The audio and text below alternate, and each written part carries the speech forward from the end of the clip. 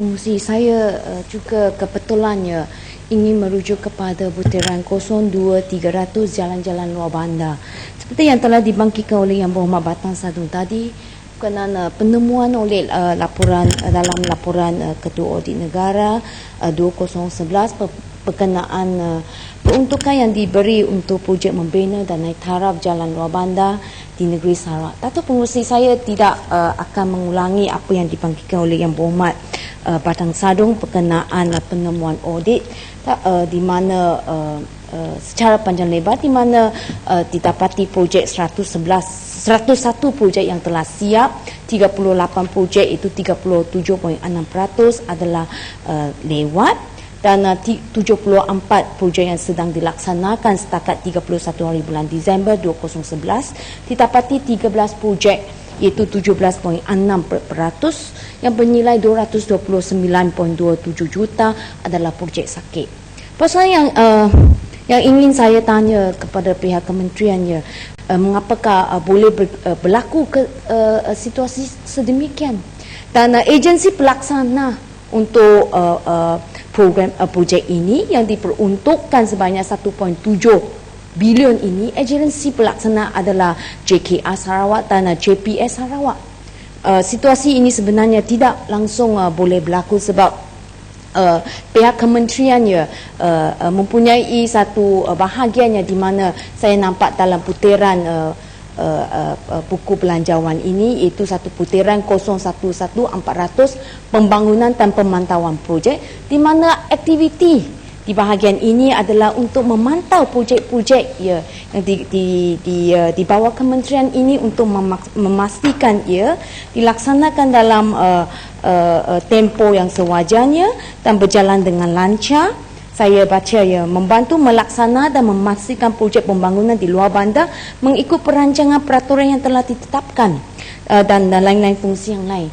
Bukankah sudah ada satu bahagiannya di mana ia menjalankan peranan sedemikian memastikan projek di bawah kementerian dapat berjalan dengan lancar dan dengan berkesan, tetapi kesannya kita membaca dalam laporan audit penemuan projek yang lewat, yang sakit, dan juga tidak mengikut kontrak serta tidak mengikut spesifikasi. Datuk Pengerusi, saya tidak tahu sama ada Datuk Pengerusi ada meneliti laporan audit di mana muka surat 258 berkenaan salah satu projek naik taraf jalan, di mana projek jalan telah dinaik tarafkan, dilebarkan, tapi jambatan yang sedia ada itu tidak dilebarkan.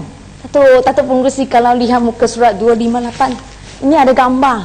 Jadi ini mengakibatkan jalan yang telah dilebarkan seluas macam ini, jambatan yang ada sedia ada adalah setengah daripada kelebaran jalan yang telah diluaskan. Datuk Pengerusi, ini sangat, ini apa perancangan? Ini bukan, ini bermakna tiada perancangan yang teliti yang dilaksanakan apabila peruntukan diberi. Dan maklum balai yang diperolehi adalah bahawa kekurangan peruntukan terhad.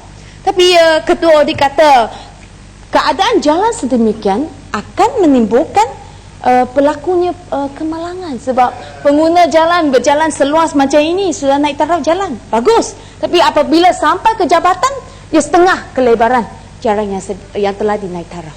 Datuk Pengerusi, ini saya rasa pihak kementerian harus menjawab berkenaan perkara ini. Tadi saya kata ia langsung tidak boleh berlaku, dan di mana saya nak tahu projek-projek yang sedang dilaksanakan, apa tindakan untuk memastikan kita tidak akan lihat penambahan projek-projek yang lewat jadual atau projek yang sakit berterusan berlaku. Dan di dalam bajet ini diperuntukkan 1.192 bilion untuk jalan-jalan luar bandar. Bolehkah pihak kementerian mensasarkan sifat kelewatan pelaksanaan projek yang telah dijadualkan dan juga projek sakit? Kalau ini mampu dilaksanakan, saya rasa ia adalah betul satu transformasi yang hebat oleh pihak kementerian ini. Tapi kesannya peruntukan jumlah yang besar. Sebelum ini kita tidak menampakkan perancangan yang teliti Datuk Pengerusi. Dan saya juga ingin menyentuh satu perkara Datuk Pengerusi. Apabila saya membaca laporan audit berkenaan penemuannya di bawah projek yang dijalankan oleh kementerian ini, di bawah kementerian ini itu program di bawah projek Acropolitan di bawah program lonjatan mega luar bandar, di mana bajet ini 02404 juga ada diperuntukkan sejumlah 49 juta. Dan di bawah saya memetik beberapa ya Datuk Pengerusi ya. Ini tentu akan menarik minat Datuk Pengerusi, di mana di antara program-program yang diadakan adalah Datuk Pengerusi adalah di mana projek ladang sejahtera getah, projek Acropolitan di Pulau Bangi yang dilaksanakan oleh Velcra, diperuntukkan 27.6 bilion, tapi belanjakan 33.45 juta. Datuk Pengerusi, apa penemuan laporan audit ini?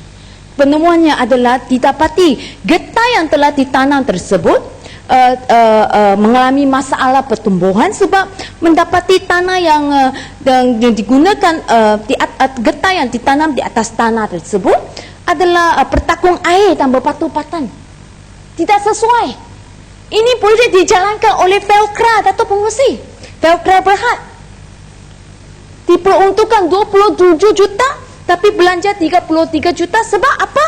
Sebab dapati akhirnya getah itu tidak dapat tumbuh dengan sebaiknya sebab ladang itu menakung air berbatu-batan sebab kedudukan geografi pulau tersebut adalah tetap terdedah kepada tiupan angin kencang.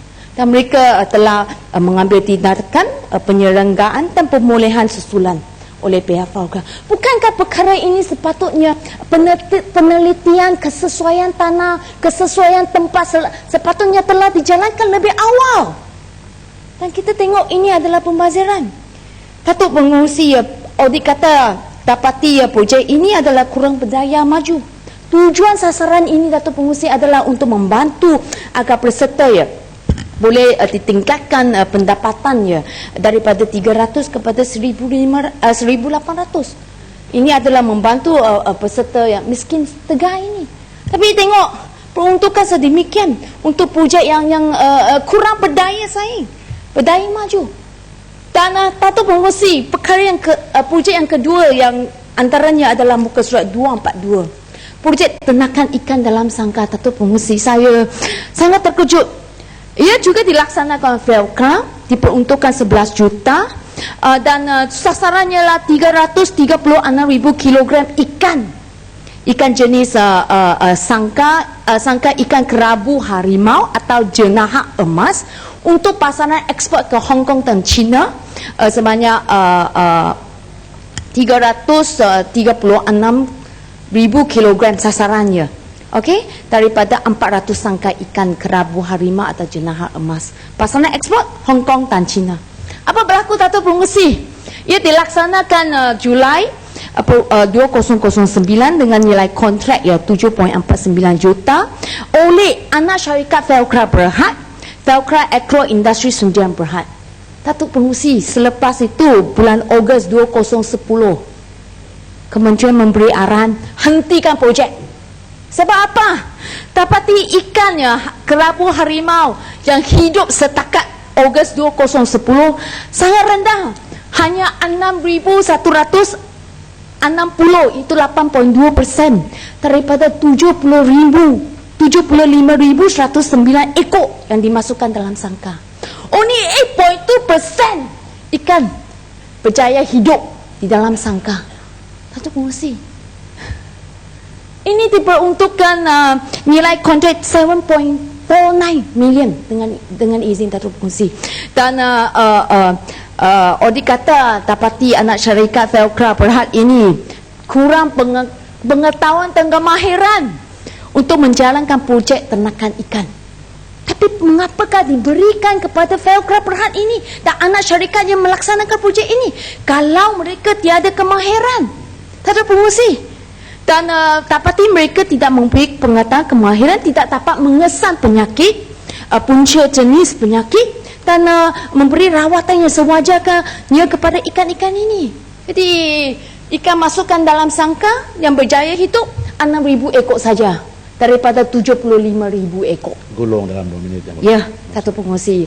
Dan bangunan yang dibina untuk projek ini akhirnya diminta untuk buat apa Datuk Pengungsi? Tukar jadi rumah Bunuh Walik. Datuk Pengungsi ditukar jadi rumah walik. Ada maklum balas dari laporan. Selepas itu ada maklum balas. Bukankah ini pembaziran apabila ini perkara ini, pembaziran ini boleh dielakkan dari awalnya? Kalau Felcra berhak anak syarikatnya tidak mampu melaksanakannya, mengapa ia boleh dipilih? Datuk Pengungsi menjadi agensi pelaksana. Dan juga ada ladang komersial. Laporan audit kata tanam nanas, dapati akhirnya apa masalah? Tanah tidak sesuai. Sudah tanam nanas, dapati tanah muka bumi kurang sesuai. Apa buat? Tukar jadi tanam pisang dan lada hitam. Datuk Pengungsi. Dan juga ada projek-projek yang lain, saya tak ada masa. Saya sangat kecewa ya. Walaupun peruntukan yang begitu besar diberi, itu semua wang yang rakyat. Tapi kita tengok penemuan laporan audit ini menyatakan perancangan yang tidak teliti, tidak projek yang tidak berdaya tahan, yang kurang maju. Ini satu pembaziran yang sangat besar yang boleh dielakkan.